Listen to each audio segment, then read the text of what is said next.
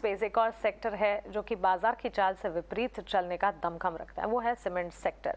आए दिन हम सीमेंट सेक्टर से जुड़ी कई सारी खबरें देखते हैं। अभी कुछ दिन पहले ही प्राइस हाइक की खबरें आई थी, जो कि 3 से 4 महीनों के गैप के बाद प्राइस हाइक की खबर आती हुई दिखी थी। उसके ठीक बाद सीमेंट वापस फोकस में भी आ गया है। बाजार की गिरावट में आज कमजोरी सीमेंट सेक्टर पर भी है, लेकिन सीमेंट सेक्टर के लिए राहत की एक खबर आई है और वो खबर हम आप तक पहुंचाएंगे। रेलवे अगले 3 साल में डेडिकेटेड सीमेंट कॉरिडोर बनाने की योजना बना रही है। पूरी खबर के साथ हमारे सहयोगी समीर दीक्षित अब हमारे साथ जुड़ गए हैं। समीर, बताएं, सीमेंट सेक्टर के लिए डेडिकेटेड फ्रेट कॉरिडोर की खबर क्या है?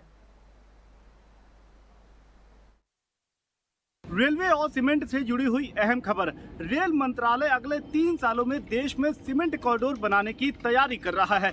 हाल ही में रेल मंत्री अश्विनी वैष्णव ने सीमेंट मैन्युफैक्चरर एसोसिएशन यानी सीएमए के साथ में एक अहम बैठक करी और इस बैठक के बाद जो सीमेंट इंडस्ट्री की तमाम शिकायतें हैं, दिक्कतें हैं, उनको दूर करने का फैसला किया है। और बड़ा फैसला ये निकल के आया है कि सीमेंट इंडस्ट्री के लिए, सीमेंट फ्रेट मूवमेंट के लिए देश में अगले 3 सालों में सीमेंट कॉरिडोर बनाए जाएंगे और इसके लिए बाकायदा 4 क्लस्टर को आइडेंटिफाई भी कर लिया गया है।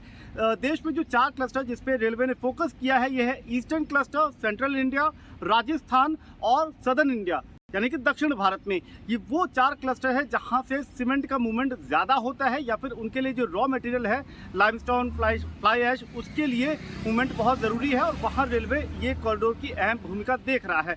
दरअसल सीमेंट तीसरी बड़ी कमोडिटी है रेलवे के लिए जिसका वो फ्रेट मूवमेंट करता है और साथ ही साथ रेलवे ये भी कोशिश कर रहा है कि साल 2025 तक 3000 मैट्रिक टन फ्रेट मूवमेंट कर पाए। ये एक बड़ा लक्ष्य है और इन तमाम बड़े लक्ष्यों के जरिए रेलवे की कोशिश ये है कि एक तो अपनी आमदनी, अपना रेवेन्यू को बढ़ा पाए, लेकिन एक और फायदा ये भी है कि देश का जो लॉजिस्टिक कॉस्ट है उसमें भी ज़बरदस्त तरीके से गिरावट दर्ज की जाएगी। जितना ज़्यादा लोग रेलवे को बतौर ट्रांसपोर्ट के लिए वो माध्यम के तौर पर चुनते हैं, तो एक सीमेंट कॉरिडोर बनाने का फैसला लिया गया है। इसके साथ ही साथ सीमेंट इंडस्ट्री को राहत देने के लिए, उनको और सहूलियत देने के लिए स्ट्रेटेजिक लोकेशन पे पीएम गति शक्ति कार्गो टर्मिनल या फिर गति शक्ति मल्टी मॉडल लॉजिस्टिक सेंटर बनाने की भी योजना है और उस पर भी जल्द ही टेंडर जारी करने की प्रक्रिया शुरू हो जाएगी।